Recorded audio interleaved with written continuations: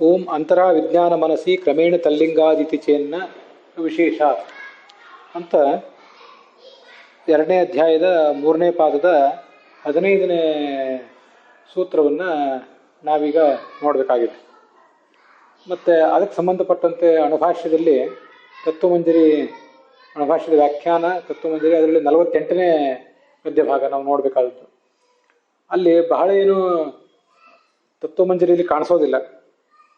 ಯಾಕೆ ಈ ಸೂತ್ರ ಹೊರಟಿದೆ, ಏನು ವಿಶೇಷ ಅಂತ ಅನೇಕ ಕಡೆ ರಾಘವೇಂದ್ರ ಸ್ವಾಮಿಗಳು ಬಹಳಷ್ಟು ವಿವರಣೆ ಕೊಟ್ಟಿರ್ತಾರೆ, ಇಲ್ಲಿ ಕೊಟ್ಟಿಲ್ಲ.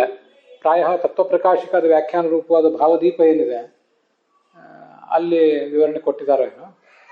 ಆದರೂ ಈ ವಿಷಯವನ್ನು ಅರ್ಥ ಮಾಡ್ಕೊಳ್ಳಿಕ್ಕೆ ನಮಗೆ 15ನೇ ಸೂತ್ರವೇ ಬೇಕಾಗ್ತದೆ. ಆಕಾಶಾದಿ ಸಮಸ್ತಂಚ ತಜ್ಜಂ ತೇನೈವಲೀಯತೆ ಅಂತ ಆಚಾರ್ಯ ಹೇಳಿದ್ದಾರೆ. ಸಮಸ್ತಂ ಎಲ್ಲವೂ ಕೂಡ ಯಾವುದು ಶ್ರೇಷ್ಠವೋ ಅದು ಮೊದಲು ಹುಟ್ಟುತ್ತದೆ. ಆದರೆ ಲಯ ಹೊಂದುವಾಗ ಮಾತ್ರ ಕನಿಷ್ಠವಾದದ್ದು ಮೊದಲು ಲಯ ಹೊಂದಿ ಕೊನೆಗೆ ಶ್ರೇಷ್ಠವಾದ ಲಯ ಹೊಂದುತ್ತದೆ ಅಂತ ನಾವೇನು ನಿಯಮ ಹೇಳಿದ್ವಲ್ಲ, ಇದು ಎಲ್ಲದಕ್ಕೂ ಕೂಡ ಅನ್ವಯಿಸ್ತದೆ ಅಂತ ಅರ್ಥ. ವಿಜ್ಞಾನ ಮತ್ತು ಮನಸ್ತತ್ವ ಇವು ಕೂಡ ವಿಕ್ರಮದಿಂದಲೇ ಲಯ ಹೊಂದುತ್ತವೆ. ಇದು ಆ ಅಂತರಾಧಿಕರಣ ಅಂತ 9ನೇ ಅಧಿಕರಣ, 2ನೇ ಅಧ್ಯಾಯದ 3ನೇ ಪಾದದ 9ನೇ ಅಧಿಕರಣ. ಅದು ಆ ಅಂತರಾಧಿಕರಣದ ಸಾರ. ಅದನ್ನು ಸಮಸ್ತಂಚ ಎಂಬ ಶಬ್ದದಿಂದ ಆಚಾರ್ಯರು ತಗೊಂಡಿದ್ದಾರೆ.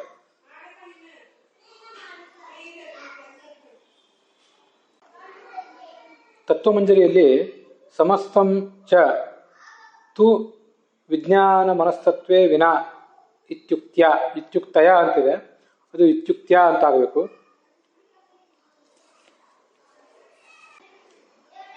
ಇತ್ಯುಕ್ತ್ಯಾಚ ಅಂತರ ವಿಜ್ಞಾನ ಮನಸಿ ಕ್ರಮೇಣ ಇತ್ಯೇತನ್ ನಯಾರ್ಥೋಪಿ ಸಂಗೃಹೀತಃ ಅಂತರ ವಿಜ್ಞಾನ ತಮಸಿ ಕ್ರಮೇಣ ಅಂತ ಹೀಗೊಂದು ಸೂತ್ರ ಇದೆ. ನಾವೀಗಾಗಲೇ ಅದು ನೋಡಿದ್ದು 2ನೇ ಅಧ್ಯಾಯದ 3ನೇ ಪಾದದ 15ನೇ ಸೂತ್ರ. ಅದು ಅಲ್ಲಿ ಅಂತರಾಧಿಕರಣ ಪ್ರಾರಂಭ ಕಾಣ್ತದೆ. ಆ ಅಂತರಾಧಿಕರಣದಲ್ಲಿ ಏನು ವಿಷಯವನ್ನು ಹೇಳಿದ್ದಾರಲ್ಲ ಆ ವಿಷಯವನ್ನು ಕೂಡ ಇಲ್ಲಿ ಸಂಗ್ರಹ ಮಾಡಿದ್ದಾರೆ. ಸಮಸ್ತಂಚ ಎಂಬ ಶಬ್ದದಿಂದ ಅಂತರಾಧಿಕರಣದಲ್ಲಿ ಬರುವ ವಿಷಯವನ್ನು ಆಚಾರ್ಯರು ಸಂಗ್ರಹ ಮಾಡಿದ್ದಾರೆ. ಆ ಅಂತರಾಧಿಕರಣದಲ್ಲಿ ಅಂತರ ವಿಜ್ಞಾನ ಮನಸ್ಸಿ ಕ್ರಮೇಣ ತಲ್ಲಿಂಗಾದಿತಿಯನ್ನು ವಿಶೇಷಾತ್ ಒಂದು ಸೂತ್ರ, 15ನೇ ಸೂತ್ರ. ಮತ್ತು ಚರಾಚರ ವ್ಯಪಾಶ್ರಯಸ್ತು ಸ್ಯಾತ್ ತದ್ವ್ಯಪದೇಶೋ ಭಾಕ್ತಃ ತದ್ಭಾವಭಾವಿತ್ವಾತ್ ಅಂತ ಇನ್ನೊಂದು ಸೂತ್ರ. ಹೀಗೆ 2 ಸೂತ್ರಗಳಿವೆ. ಈ ಅಂತರಾಧಿಕರಣದ 2 ಸೂತ್ರಗಳನ್ನು ಒಳಗೊಂಡಂತಹ ಅಂತರಾಧಿಕರಣದ ಅರ್ಥವನ್ನು ಆಚಾರ್ಯರು ಸಮಸ್ತಂಚ ಎಂಬ ಶಬ್ದದಿಂದ ಸಂಗ್ರಹ ಮಾಡಿದ್ದಾರೆ. ಈ ತತ್ವಮಂಜರಿಯಲ್ಲಿ 2 ಪಾಠಗಳನ್ನು ಗಮನಿಸಿದ್ದೇನೆ. ಅಲ್ಲಿ 2 ಕಡೆಯೂ ಕೂಡ ಸಮಸ್ತಂಚ ತು ಅಂತ ಹೀಗಿದೆ. ಅಲ್ಲಿ ಸಮಸ್ತಂಚ ನತು ವಿಜ್ಞಾನ ಮನಸ್ತತ್ವೇ ವಿನಾ ಇತ್ಯುಕ್ತ್ಯ, ಹೀಗೆ ಅಲ್ಲಿ ನಕಾರ ಒಂದು ನಡುವೆ ಸೇರಬೇಕು ಅಂತ ನನ್ನ ಅಭಿಪ್ರಾಯ. ಈಗ ಯಾಕೆ ಆ ಥರ ಆಗಬೇಕು ಅಂತ ಅನ್ನೋದನ್ನು ನಾನು ತೋರಿಸ್ತೇನೆ. ಆಮೇಲೆ ನೀವು ಇದನ್ನು ಕೇಳುವವರೆಲ್ಲರೂ ಕೂಡ ಅದನ್ನು ತಿದ್ದುಕೊಳ್ಬೋದು. ತೈತ್ತಿರೀಯ ಉಪನಿಷತ್ತಿನಲ್ಲಿ ಆತ್ಮನಿಂದ ಆಕಾಶ, ಆಕಾಶದಿಂದ ವಾಯು, ವಾಯುವಿನಿಂದ ಅಗ್ನಿ, ಅಗ್ನಿಯಿಂದ ಜಲ, ಜಲದಿಂದ ಪೃಥ್ವಿ, ಹೀಗೆ ಸೃಷ್ಟಿಯನ್ನು ಹೇಳಿದ್ದಾರೆ. ಮುಂದೆ ಅವು ನಾಶ ಕಾಣುವಾಗ ಮೊದಲು ಪೃಥ್ವಿಗೆ, ಆಮೇಲೆ ಜಲಕ್ಕೆ, ಆಮೇಲೆ ಮುಂದೆ ತೇಜಸ್ಸಿಗೆ, ಮುಂದೆ ವಾಯುವಿಗೆ, ಆಮೇಲೆ ಆಕಾಶಕ್ಕೆ, ಹೀಗೆ ಶ್ರೇಷ್ಠವಾದದ್ದು ಮೊದಲು ಹುಟ್ಟುತ್ತದೆ. ಆದರೆ ನಾಶ ಆಗುವಾಗ ಮಾತ್ರ ಕನಿಷ್ಠವಾದದ್ದು ಮೊದಲು ನಷ್ಟ ಆಗಿ ಶ್ರೇಷ್ಠವಾದದ್ದು ಕೊನೆಗೆ ಲಯ ಹೊಂದುತ್ತದೆ ಅಂತ ಈ ಹಿಂದೆ ಪ್ರತಿಪಾದನೆ ಮಾಡಿದ್ದಾರೆ. ಈ ವಿಷಯಕ್ಕೆ ಸಂಬಂಧಪಟ್ಟಂತೆ ಒಂದು ಜಿಜ್ಞಾಸೆ ಬಂದಿದೆ. ಆ ಜಿಜ್ಞಾಸೆಗೆ ಉತ್ತರ ರೂಪವಾಗಿ ಅಂತರಾಧಿಕರಣ ಹೊರಟಿದೆ. ಅದನ್ನೆಲ್ಲವನ್ನು ಗಮನಿಸಿದಾಗ ಸಮಸ್ತಂಚ ನತು ಅಂತ ನಕಾರ ಅಲ್ಲಿ ಸೇರಬೇಕು ಅಂತ ಅನ್ನೋದು ಸ್ಪಷ್ಟ ಆಗ್ತದೆ. ಅದೇನು ಜಿಜ್ಞಾಸೆ ಅಂತ ಅನ್ನೋದನ್ನ ನೋಡೋಣ. ಈಗ ಪ್ರಾಣಾನ್ ಮನೋ ಮನಸಶ್ಚ ವಿಜ್ಞಾನಂ ಯಚ್ಛೇದ್ವಾಂಗ್ಮನಸಿ ಪ್ರಾಜ್ಞಃ ಯಚ್ಛೇ ತದ್ಯಚ್ಛೇ ಜ್ಞಾನ ಆತ್ಮನಿ ಇತಿ ಲಿಂಗಾತ್ ವಿಜ್ಞಾನ ಮನಸಿ ಅಂತರ ವಿಪರೀತ ಕ್ರಮ ಇತಿ ಚೇತ್ ನ ವಿಶೇಷ ಪ್ರಮಾಣಾಭಾವಾತ್ ಅಂತ ಹೀಗೆ ಬ್ರಹ್ಮಸೂತ್ರ ಭಾಷ್ಯ ಇದೆ ಆ 15ನೇ ಸೂತ್ರಕ್ಕೆ. ಅದೇನನ್ನು ಹೇಳ್ತದೆ ಅಂತ ಅನ್ನೋದು ನೋಡೋಣ. ಏನು ಪ್ರಶ್ನೆ ಇದೆ ಮತ್ತು ಏನು ಉತ್ತರ ಇದೆ ಅಂತ ಅನ್ನೋದನ್ನು ಗಮನಿಸಿ ನೋಡೋಣ. ಅಲ್ಲಿ 2 ವೇದ ವಾಕ್ಯಗಳನ್ನು ತಗೊಂಡಿದ್ದಾರೆ, ಉಪನಿಷತ್ ವಾಕ್ಯಗಳನ್ನು. ಇದು ಕಾಠಕೋಪನಿಷತ್ತಿಂದ ಇದ್ದಿರಬೇಕಿದು. ಮುಂದೆ ಬ್ರಹ್ಮಸೂತ್ರ ಭಾಷ್ಯ ನೋಡುವಾಗ ನಿರ್ದಿಷ್ಟವಾಗಿ ಅವೆಲ್ಲ ಎಲ್ಲೆಲ್ಲಿ ಬಂದದ್ದು ಅಂತ ಅನ್ನೋದನ್ನ ನೋಡೋಣ. ಪ್ರಾಣಾನ್ ಮನಃ ಮನಸ್ಸಶ್ಚ ವಿಜ್ಞಾನ. ಪ್ರಾಣನಿಂದ ಮನಸ್ಸು ಹುಟ್ಟುತ್ತದೆ, ಮನಸ್ತತ್ವ ಹುಟ್ಟುತ್ತದೆ, ಮತ್ತೆ ಅದರಿಂದ ಮನಸ್ಸಿನಿಂದ ವಿಜ್ಞಾನ ತತ್ವ ಹುಟ್ಟುತ್ತದೆ ಅಂತ ಹೀಗೆ ಒಂದು ಕಡೆ ವರ್ಣನೆ ಮಾಡಿದ್ದಾರೆ. ಇದು ಉತ್ಪತ್ತಿಯನ್ನು ವರ್ಣನೆ ಮಾಡುವಂತಹ ಪ್ರಸಂಗ. ಮುಂದೆ ಇನ್ನೊಂದು ವೇದವಾಕ್ಯ ಇದೆ, ಯಚ್ಛೇದ್ವಾಂಗ್ ಮನಸಿ ಪ್ರಾಜ್ಞ ತದ್ಯಚ್ಛೇ ಜ್ಞಾನ ಆತ್ಮನಿ ಅಂತ. ಇದು ಲಯವನ್ನು ಹೇಳುವಂಥ ವೇದವಾಕ್ಯ.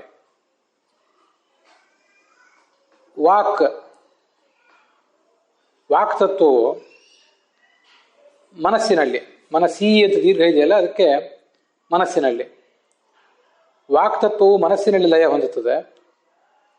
ತದ್ಯಚ್ಛೇತ್ ತತ್ ಆ ಮನಸ್ಸನ್ನು ವಿಜ್ಞಾನ ತತ್ವದಲ್ಲಿ, ಮತ್ತೆ ವಿಜ್ಞಾನ ತತ್ವ ಅಂತ ಅನ್ನೋದು ಆತ್ಮನಲ್ಲಿ ಹೀಗೆ ಲಯ ಹೊಂದುತ್ತದೆ ಅಂತ ತಿಳ್ಕೊಳ್ಬೇಕು. ಹೀಗೆ ಮೊದಲನೇ ವಾಕ್ಯ ಅಂತ ಅನ್ನೋದು ಉತ್ಪತ್ತಿಯನ್ನು ಹೇಳ್ತಾ ಇದೆ, ಎರಡನೇ ವಾಕ್ಯ ಅಂತ ಅನ್ನೋದು ಲಯವನ್ನು ಹೇಳ್ತಾ ಇದೆ. ವಾಕನ್ನ ಮನಸ್ಸಿನಲ್ಲಿ, ಮನಸ್ಸನ್ನ ವಿಜ್ಞಾನದಲ್ಲಿ, ವಿಜ್ಞಾನವನ್ನ ಆತ್ಮನಲ್ಲಿ ಲಯ ಹೊಂದುತ್ತವೆ ಅಂತ ನಾವು ಚಿಂತನೆ ಮಾಡಬೇಕು ಅಂತ ಹೀಗೆ ವೇದವಾಕ್ಯ ಇದೆ. ಇಲ್ಲಿ ಒಂದು ಸಮಸ್ಯೆ ಇದೆ. ಹಿಂದೆ ತೈತ್ತರೀಯ ಉಪನಿಷತ್ನಲ್ಲಿ ನಾವು ನೋಡಿದ್ವಲ್ಲ, ಶ್ರೇಷ್ಠವಾದದ್ದು ಮೊದಲು ಹುಟ್ಟೋದು, ಕನಿಷ್ಠವಾದದ್ದು ಆಮೇಲೆ, ಲಯ ಹೊಂದುವಾಗ ಮಾತ್ರ ಕನಿಷ್ಠವೇ ಮೊದಲು ಲಯ ಹೊಂದಿ ಶ್ರೇಷ್ಠವಾದ ಆಮೇಲೆ ಲಯ ಹೊಂದುತ್ತದೆ ಅಂತ ಈ ಹಿಂದೆ ನೋಡಿದ್ವಲ್ಲ. ನೀವು ತೋರಿಸಿಕೊಟ್ಟ ನಿಯಮಕ್ಕೆ ಇಲ್ಲೊಂದು ಅಪವಾದ ಕಾಣ್ತದಲ್ಲ ಅಂತ ಜಿಜ್ಞಾಸೆ. ಅದೇನು ಜಿಜ್ಞಾಸೆ ಅಂದ್ರೆ, ಪ್ರಾಣನಿಂದ ಮನಸ್ಸು ಹುಟ್ಟಿದೆ, ಮುಖ್ಯ ಪ್ರಾಣನಿಂದ ಮನಸ್ಸು ಹುಟ್ಟಿದೆ, ಮನಸ್ತತ್ವ, ಅದರಿಂದ ವಿಜ್ಞಾನ ತತ್ವ ಹುಟ್ಟಿದೆ ಅಂತ ಹೀಗೆ ವರ್ಣನೆ ಮಾಡಿದ್ದಾರೆ. ಮುಖ್ಯ ಪ್ರಾಣ ಶ್ರೇಷ್ಠ, ಅವನಿಂದ ಮನಸ್ತತ್ವದ ಅಭಿಮಾನಿಯಾದ ರುದ್ರ ಹುಟ್ಟಿದಾನೆ ಅಂತ ಹೀಗೆ ಅರ್ಥ ಆಗ್ತದೆ. ಮತ್ತೆ ಅವನಿಂದ ಮನಸ್ತತ್ವಾಭಿಮಾನಿಯಾದಂಥ, ಆತನಿಂದ ವಿಜ್ಞಾನ ಅಭಿಮಾನಿಯಾದಂಥ ಭಾರತೀಯ ಹೀಗೆ ಯಾರೊಬ್ರು ಹುಟ್ಟಿದ್ದಾರೆ ಅಂತ ಅರ್ಥ ಆಗ್ತದೆ. ಇದು ಹುಟ್ಟನ್ನು ಹೇಳಿರೋದು. ಇಲ್ಲಿ ಲಯವನ್ನು ವರ್ಣನೆ ಮಾಡಿರುವಂತಹ ಪ್ರಸಂಗ ಏನಿದೆಯಲ್ಲ, ಅಲ್ಲಿ ಮೊದಲು ವಾಕ್ತತ್ವದ ಅಭಿಮಾನಿನಿಯಾದಂಥ ಪಾರ್ವತಿ ದೇವಿ, ಇದು ನಮ್ಗೆ ಗೊತ್ತಿಲ್ಲ, ಸರಸ್ವತಿ ಭಾರತೀಯರು ಕೂಡ ವಾಕ್ತತ್ವದ ಅಭಿಮಾನಿನಿಯರು, ಮತ್ತೆ ಉಮಾದೇವಿಯು ಕೂಡ ವಾಕ್ತತ್ವದ ಅಭಿಮಾನಿನಿ. ಅವಳು ಮನಸ್ತತ್ವದಲ್ಲಿ ಲಯ ಹೊಂದುತ್ತಾಳೆ, ಅಂದ್ರೆ ರುದ್ರನಲ್ಲಿ ಲಯ ಹೊಂದುತ್ತಾಳೆ. ತತ್ ಆ ಮನಸ್ಸನ್ನು ಜ್ಞಾನೇ ಅಂದ್ರೆ ವಿಜ್ಞಾನ ತತ್ವದಲ್ಲಿ ಲಯ ಹೊಂದುತ್ತದೆ ಅಂತ ನಾವು ಚಿಂತನೆ ಮಾಡಬೇಕು. ಆ ವಿಜ್ಞಾನ ತತ್ವವು ಆತ್ಮನಲ್ಲಿ ಲಯ ಹೊಂದುತ್ತದೆ ಅಂತ ಚಿಂತನೆ ಮಾಡಬೇಕು ಅಂತ ಹೀಗೆ ಬಂದಿದೆ. ಇಲ್ಲಿ ಸಮಸ್ಯೆ ಏನಿದೆ ಅಂದ್ರೆ, ಈ ವಾಕ್ ತತ್ವ ಅಂತ ಅನ್ನೋದು, ವಾಕ್ ಅನ್ನೋದು ಮನಸ್ಸಿನಲ್ಲಿ ಲಯ ಹೊಂದುತ್ತದೆ ಅಂತ ಬಂದಿದೆಯಲ್ಲ. ವಾಕ್ ಎಂಬುದು ಮನಸ್ಸಿನಲ್ಲಿ ಲಯ ಹೊಂದುತ್ತದೆ. ಆ ಮನಸ್ಸು ವಿಜ್ಞಾನದಲ್ಲಿ ಲಯ ಹೊಂದುತ್ತದೆ ಅಂತ. ತತ್ ಅಂದ್ರೆ ಆ ಮನಸ್ಸು ಜ್ಞಾನದಲ್ಲಿ ಅಂದ್ರೆ ವಿಜ್ಞಾನದಲ್ಲಿ ಲಯ ಹೊಂದುತ್ತದೆ ಅಂತ ಹೀಗೆ ಬಂದಿದೆ. ಈ ಮನಸ್ಸು ವಿಜ್ಞಾನದಲ್ಲಿ ಲಯ ಹೊಂದುತ್ತದೆ ಅಂತ ಈ ಉಪನಿಷತ್ ವಾಕ್ಯ ಹೇಳಿದೆ.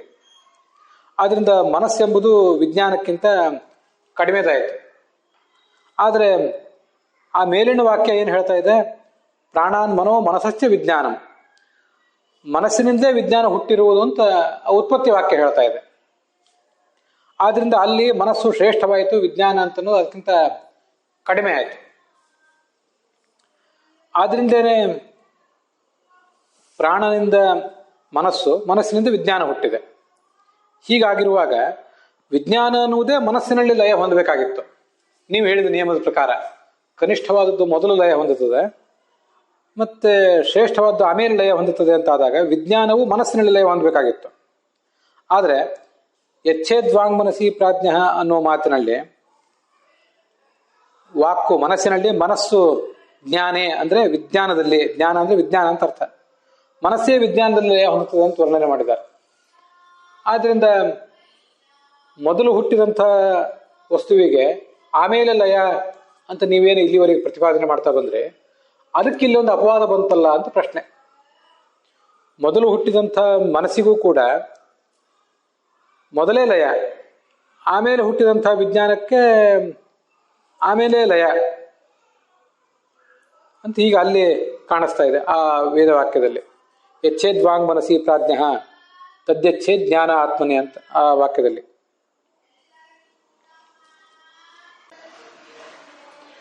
ಶ್ರೇಷ್ಠತೆಯ ದೃಷ್ಟಿಯಿಂದ ಇದನ್ನು ನಾವು ಇನ್ನೊಂದ್ಸರಿ ವಿಚಾರ ಮಾಡಿದರೆ, ಪ್ರಾಣಾನ್ ಮನೋ ಮನಸಶ್ಚ ವಿಜ್ಞಾನಂ ಅಂತ ಉತ್ಪತ್ತಿಯನ್ನು ಹೇಳುವ ವಾಕ್ಯ ಇದು. ಪ್ರಾಣ ಶ್ರೇಷ್ಠ, 1ನೇ ಸ್ಥಾನದಲ್ಲಿದ್ದಾನೆ, ಅವನಿಂದ ಮನಸ್ಸು ಹುಟ್ಟಿದೆ, ಅದು 2ನೇ ಸ್ಥಾನದಲ್ಲಿದೆ. ಮುಂದೆ 3ನೇ ಸ್ಥಾನದಲ್ಲಿದೆ ವಿಜ್ಞಾನ, ಅದು ಮನಸ್ಸಿನಿಂದ ಹುಟ್ಟಿದೆ. ಇದು ಉತ್ಪತ್ತಿಯನ್ನು ಹೇಳುವಂತಹ ವೇದವಾಕ್ಯ. ವಿಷಯ ಸ್ವಲ್ಪ ಗೊಂದಲಕಾರಿಯಾಗಿರೋದ್ರಿಂದ ಮತ್ತೆ ಅದನ್ನು ವಿವರಣೆ ಮಾಡ್ತಾ ಇದ್ದೇನೆ. ಇದು ಉತ್ಪತ್ತಿಯನ್ನು ಹೇಳುವಂತಹ ವೇದವಾಕ್ಯ. ಲಯವನ್ನು ಹೇಳುವಂತಹ ಮುಂದಿನ ವೇದವಾಕ್ಯ ಇದೆಯಲ್ಲ, ಯಚ್ಛೇತ್ ವಾಂಗ್ ಮನಸಿ ಪ್ರಾಜ್ಞ ತದ್ಯಚ್ಛೇತ್ ಜ್ಞಾನ ಆತ್ಮನಿ ಅಂತ, ಅಲ್ಲಿ ವಾಕು ಮನಸ್ಸಿನಲ್ಲಿ ಲಯ ಹೊಂದುತ್ತದೆ. ಆದ್ರಿಂದ ವಾಕ್ ಅಂತ ಅನ್ನೋದು ಕೊನೆಯದು, 4ನೇ ಸ್ಥಾನದಲ್ಲಿದೆ. 3ನೇ ಸ್ಥಾನದಲ್ಲಿರುವಂಥದ್ದು ಮನಸ್ಸು. ವಾಕು ಮನಸ್ಸಿನಲ್ಲಿ ಲಯ ಹೊಂದಬೇಕು. ಮತ್ತೆ ಆ ಮನಸ್ಸು ವಿಜ್ಞಾನದಲ್ಲಿ ಲಯ ಹೊಂದಬೇಕು. ವಿಜ್ಞಾನ ಅಂತನ್ನುವುದು ಆತ್ಮನಲ್ಲಿ ಲಯ ಹೊಂದಬೇಕು. ವಾಕ್ ಎಂಬುದು 4ನೇ ಸ್ಥಾನದಲ್ಲಿದೆ, ಮನಸ್ಸು 3ನೇ ಸ್ಥಾನದಲ್ಲಿದೆ, 2ನೇ ಸ್ಥಾನದಲ್ಲಿ ಜ್ಞಾನ ಅಥವಾ ವಿಜ್ಞಾನ ಇದೆ, 1ನೇ ಸ್ಥಾನದಲ್ಲಿ ಆತ್ಮ ಇದೆ. ಇದು 1ನೇ ಸ್ಥಾನದಲ್ಲಿ ಯಾವುದಿದೆಯೋ ಅದು ಶ್ರೇಷ್ಠ. 1ನೇ ಸ್ಥಾನದಲ್ಲಿ ಆತ್ಮ, 2ನೇ ಸ್ಥಾನದಲ್ಲಿ ಜ್ಞಾನ ಅಥವಾ ವಿಜ್ಞಾನ, 3ನೇ ಸ್ಥಾನದಲ್ಲಿ ಮನಸ್ಸು, 4ನೇ ಸ್ಥಾನದಲ್ಲಿ ವಾಕ್. ಹೀಗಿರಬೇಕು. ಅಂತೂ ಉತ್ಪತ್ತಿ ವಾಕ್ಯ ಅನ್ನೋದು 3 ಸಂಗತಿಗಳನ್ನು ಹೇಳಿದೆ, ಲಯವಾಕ್ಯ ಅಂತ ಅನ್ನೋದು 4 ಸಂಗತಿಗಳನ್ನು ಹೇಳಿದೆ. ಅದೇನೇ ಇರಲಿ, ಹೀಗೆ ಈ ಲಯವಾಕ್ಯ ಮತ್ತು ಉತ್ಪತ್ತಿ ವಾಕ್ಯ ಇವೆರಡನ್ನು ಹೋಲಿಸಿ ನೋಡಿದಾಗ 1ನೇ ಸ್ಥಾನದಲ್ಲಿ ಪ್ರಾಣ ಮತ್ತು ಆತ್ಮಗಳಿವೆ. ಅಲ್ಲಿ ಆತ್ಮ ಅಂದ್ರೆ ಏನಂತ ಅರ್ಥ ಅಂತ ನಾನು ಮುಂದೆ ಹೇಳ್ತೇನೆ.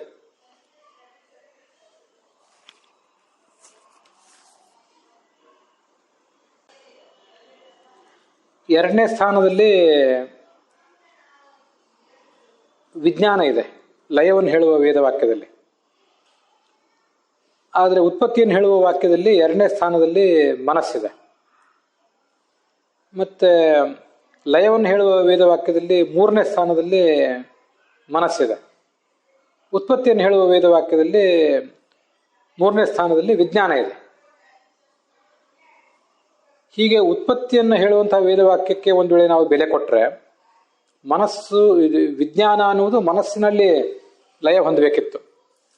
ಆದರೆ ಅದಕ್ಕೆ ವಿರುದ್ಧವಾಗಿ ಯಚ್ಛೇದ್ವಾಂಗ್ ಮನಸಿ ಪ್ರಾಜ್ಞ ಅನ್ನೋ ಮಾತು ಹೇಳುವಂತೆ ಮನಸ್ಸೇ ಜ್ಞಾನದಲ್ಲಿ ಲಯ ಹೊಂದುತ್ತದೆ ಅಂತ ಬರ್ತಾ ಇದೆ.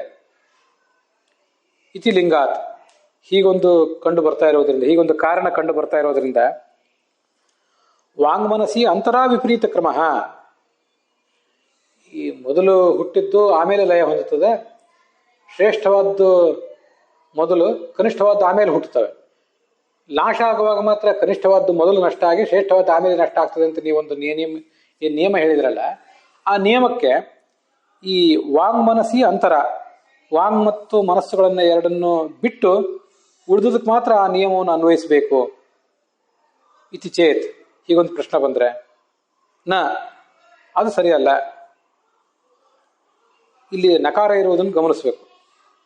ವಿಶೇಷ ಪ್ರಮಾಣ ಅಭಾವಾತ್,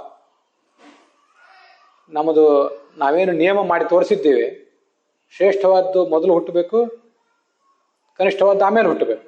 ಲಯ ಆಗುವಾಗ ಕನಿಷ್ಠವೇ ಮೊದಲು ಲಯ ಹೊಂದಬೇಕು, ಶ್ರೇಷ್ಠವಾದ ಆಮೇಲೆ ಲಯ ಹೊಂದಬೇಕು ಅಂತ ನಿಯಮ ಮಾಡಿದ್ದೇವೆ. ಆ ನಿಯಮವನ್ನು ಬದಲಾಯಿಸಲಿಕ್ಕೆ ಏನೂ ವಿಶೇಷವಾದ ಪ್ರಮಾಣ ಇಲ್ಲ, ಅದನ್ನು ನೇರವಾಗಿ ಹಾಗೆ ಒಪ್ಪಬೇಕು ಅಂತ ಅರ್ಥ. ಇಲ್ಲೇನು ನ ಅಂತಿದೆಯಲ್ಲ, ಇತ್ತೀಚೆಗೆ ನ ಅಂತ, ಆ ನ ಅನ್ನುವುದೇ ಅಲ್ಲಿ ತತ್ವಮಂಜರಿಯಲ್ಲಿ ನ ಇರಬೇಕಾಗಿತ್ತು. ಸಮಸ್ತಂ ಚ ನತು ಅಂತ. ಆ ನ ಅನ್ನುವುದು ಆಚಾರ್ಯರು ಪ್ರಯೋಗ ಮಾಡಿದಂಥ ಶಬ್ದ. ಅದು ನೀವೇನು ಈಗ ಜಿಜ್ಞಾಸೆ ಮಾಡುವವರು ಒಂದು ಜಿಜ್ಞಾಸೆ ಮಾಡಿದ್ರಲ್ಲ, ನಿಯಮಕ್ಕೆ ತತ್ವವಾದಿಗಳು ತೋರಿಸಿದಂಥ ನಿಯಮಕ್ಕೆ ವಾಕ್ ಮತ್ತು ಮನಸ್ಸುಗಳೆರಡನ್ನು ಅಪವಾದ ಅಂತ ಪರಿಗಣಿಸಬೇಕು ಅಂತ ನೀವು ಜಿಜ್ಞಾಸೆ ಮಾಡಿದ್ರಿ. ಆ ಜಿಜ್ಞಾಸೆ ಸರಿಯಲ್ಲ, ಆಶಂಕ ಸರಿಯಲ್ಲ. ಸಮಸ್ತಂಚ ಎಲ್ಲವೂ ಕೂಡ, ವಿಜ್ಞಾನ, ಮನಸ್ಸು, ಆತ್ಮ, ಆಕಾಶ, ವಾಯು, ಪಂಚಮಹಾಭೂತ ಎಲ್ಲವೂ ಕೂಡ ಶ್ರೇಷ್ಠವಾದ್ದು ಮೊದಲು ಹುಟ್ಟಿ ಕನಿಷ್ಠವಾದ್ದು ಆಮೇಲೆ ಹುಟ್ಟಿ, ಲಯ ಆಗುವಾಗ ಕನಿಷ್ಠವೇ ಮೊದಲು ಲಯ ಹೊಂದಿ ಶ್ರೇಷ್ಠವೂ ಆಮೇಲೆ ಲಯ ಹೊಂದಬೇಕು. ಈ ಅಪವಾದಕ್ಕೆ ಯಾವುದೇ ನಿಯಮವೂ ಇಲ್ಲ. ಅದನ್ನೇ ಸಮಸ್ತಂಚ ಎಲ್ಲವೂ ಕೂಡ ಒಂದೇ ನಿಯಮಕ್ಕೆ ಒಳಪಟ್ಟಿದೆ. ನತು ಈ ಸಮಸ್ತಂಚ ಅಂತ ಇಷ್ಟು ತಗೊಂಡ್ವಿ, ನತು. ಆದರೆ ವಿಜ್ಞಾನ ಮನಸ್ತತ್ವೇ ವಿನ, ವಿಜ್ಞಾನ ಮನಸ್ತತ್ವಗಳನ್ನೆರಡನ್ನು ಹೊರತುಪಡಿಸಿ ಅಂತ ನೀವು ಆ ನಿಯಮಕ್ಕೆ ತಿದ್ದುಪಡಿ ತರಬಾರದು. ಆದ್ರಿಂದ ಅಲ್ಲಿ ನತು ಅಂತಿರ್ಬೇಕು. ನತು ವಿಜ್ಞಾನ ಮನಸ್ತತ್ವೇ ವಿನ ಇತ್ಯುಕ್ತ್ಯ. ಹೀಗೆ ಆಚಾರ್ಯರು ಸಮಸ್ತಂಚ ಎಂಬ ಮಾತಿನಿಂದ ಹೇಳಿರುವುದರಿಂದ,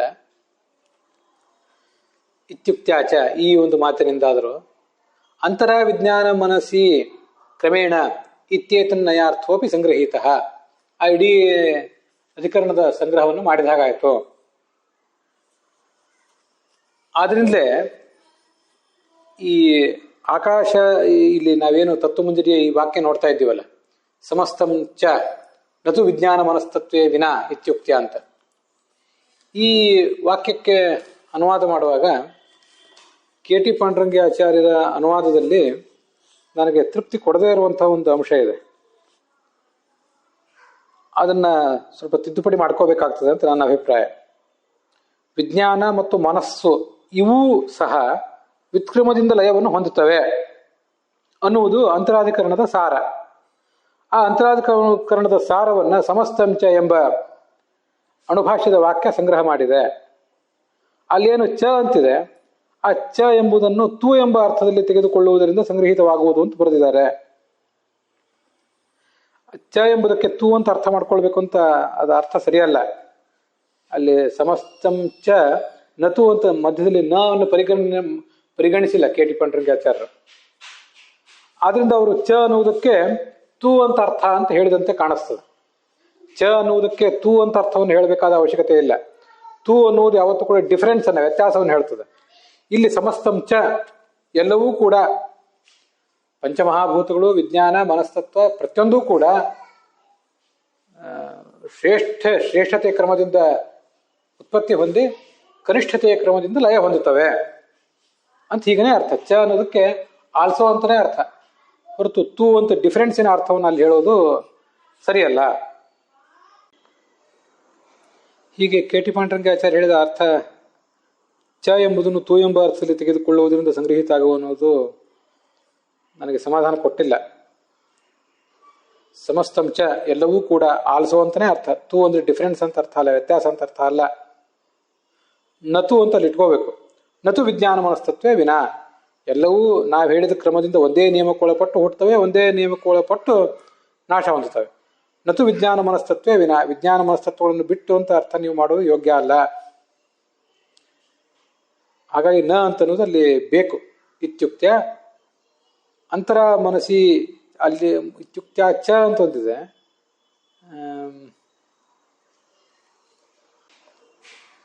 ಅಲ್ಲೇನೋ ಚ ಆಕಸ್ಮಿಕವಾಗಿ ಬಂದಿದೆಯೋ ಏನೋ ಅಂತ ಅನಿಸ್ತದೆ ಇಲ್ಲಿ, ಅಥವಾ ಅದು ಇದ್ರೂ ತಪ್ಪಲ್ಲ, ಇಲ್ಲದೇ ಇದ್ರೂ ತಪ್ಪಲ್ಲ.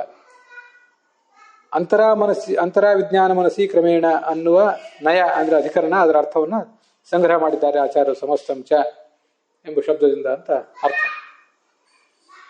ಇಲ್ಲಿ ಮುಂದೆ